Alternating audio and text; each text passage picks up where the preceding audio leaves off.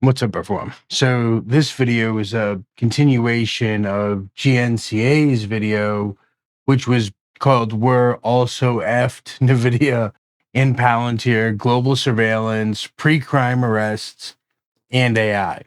Palantir has built a machine that knows where you sleep, where you worship, who you fuck, and what you believe. They sell access to that machine to every single federal agency with a budget.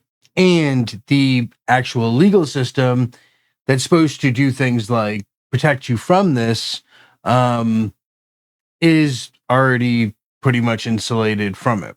So in 2008, the Supreme Court ruled that the government needs a warrant to access things like your location history.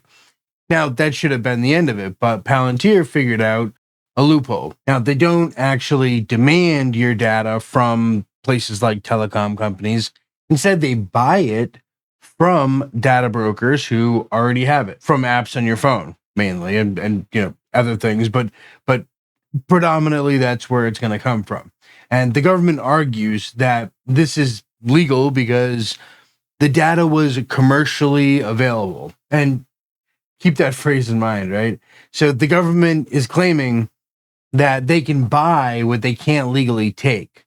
So, I mean, how does that even make sense?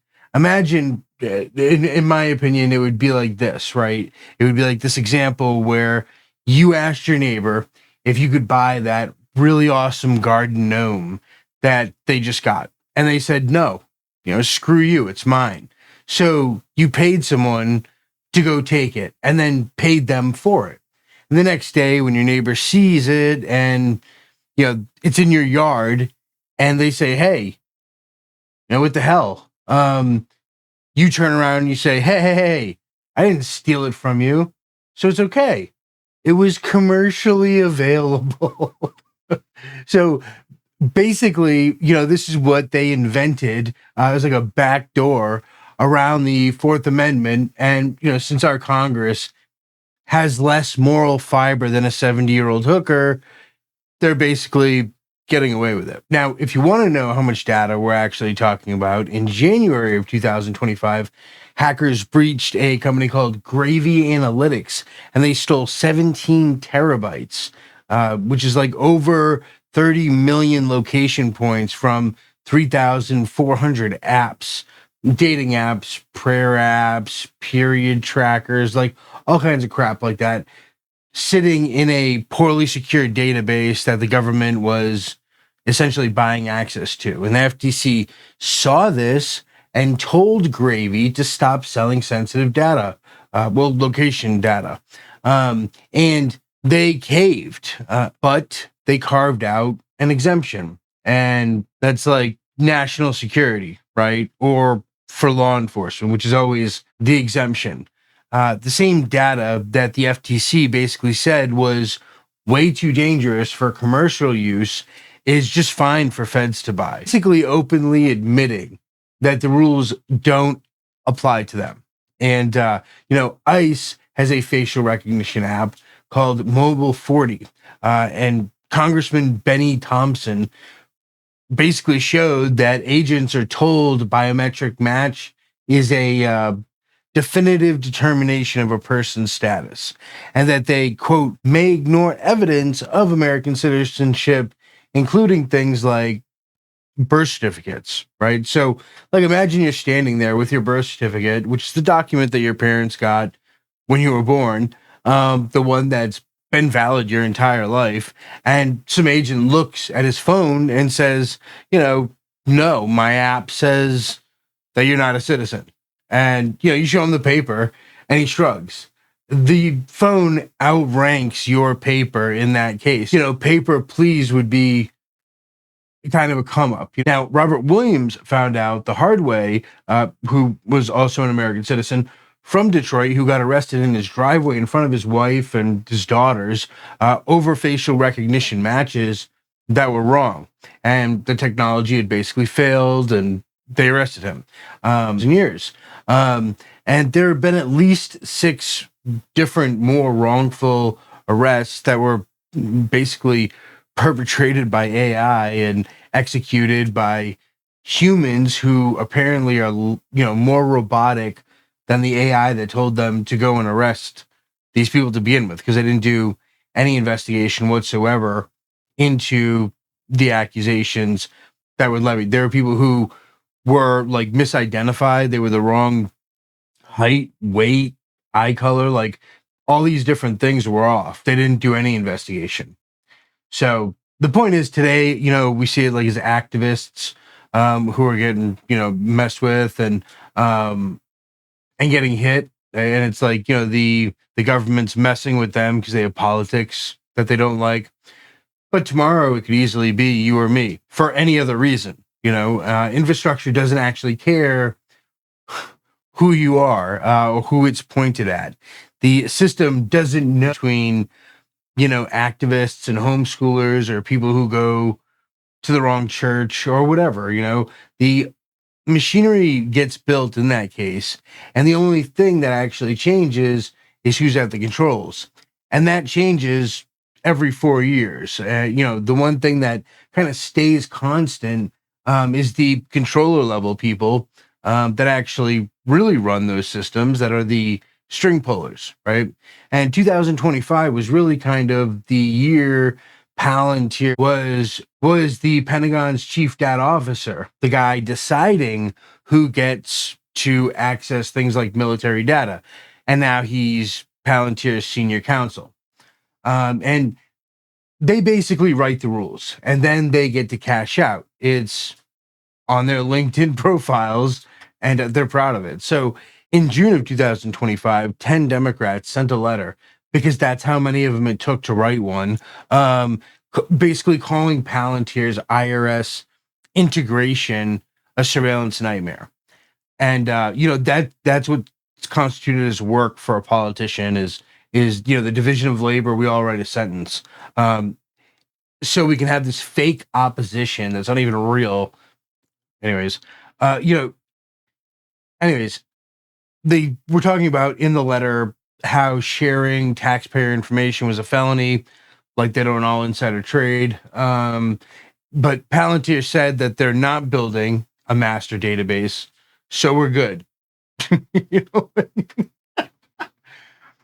Nothing happened, right? Nothing happened from that. Nothing will, because it's all fake. And the people running DOGE, for example, the ones who were supposed to cut government waste, are Palantir veterans for like it's a revolving door. It's like the FDA and Monsanto, right? Like they're not going to actually cut their own company.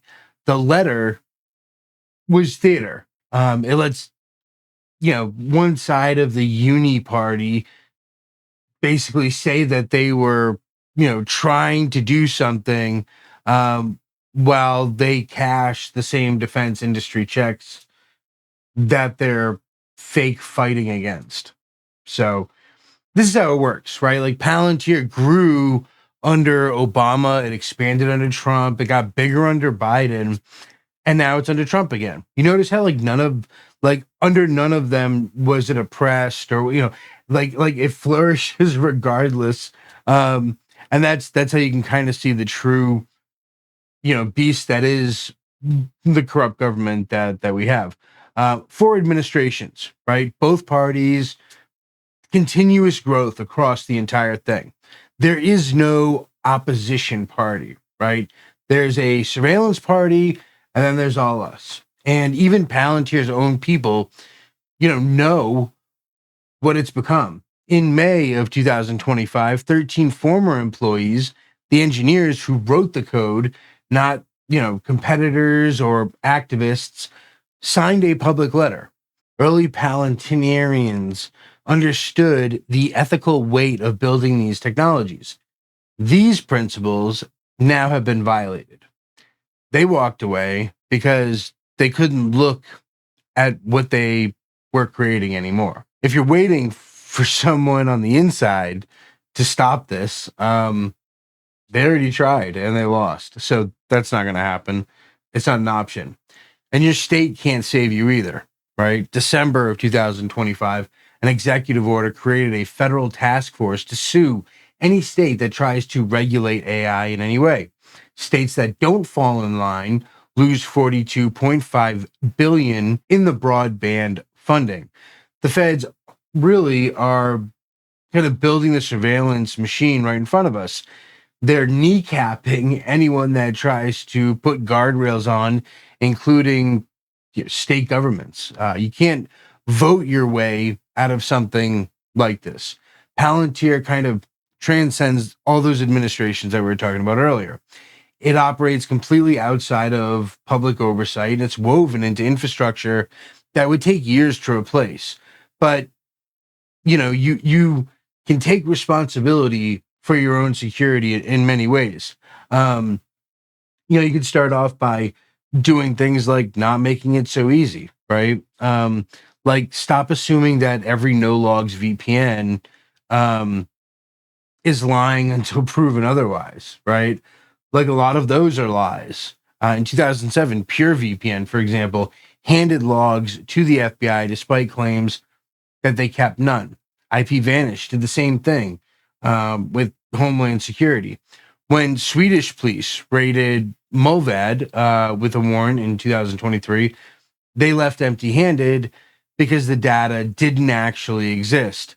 And that's the difference between a claim and reality. So, look for a VPN that does things like accept Monero, right? That has been battle tested in some kind of adversarial conditions and operate in jurisdictions with real privacy laws. That's like one layer, but you need a lot more. The panopticon that exists works because most people just don't resist. They carry tracking devices voluntarily, even when things like GrapheneOS are free. They install apps that harvest their location. They don't care. It's like, I downloaded this note-taking app. Why does it require, me to like access to my microphone and calendar and everything else that's in it? Just like, it, and people will just enable it and they don't think twice about it. They trust institutions that have proven unworthy of trust for decades, hundreds of times over. They trust politicians who are known liars. It's literal insanity. They do the same thing over and over again and expect a different result. And, like your rights are inherent. They existed before the Constitution and they'll exist after. Like no government grants them to you and no government has the ability or the authority to take them away. But governments violate them all the time. And, this one is doing that too. And that's on us. And it's on us to address too. Because nobody else cares and nobody else will. So my question to you is like, what's your take on the whole data broker thing? I don't really see it as a loophole. I see it as illegal because the Supreme Court said that they can like make the cope that it's because it's commercially available. It's still no. And, it goes back to my original example. I see it as a backdoor on the Fourth Amendment. In any case, stay safe, stay aware. There are adversaries out there. I'll see you in the next video.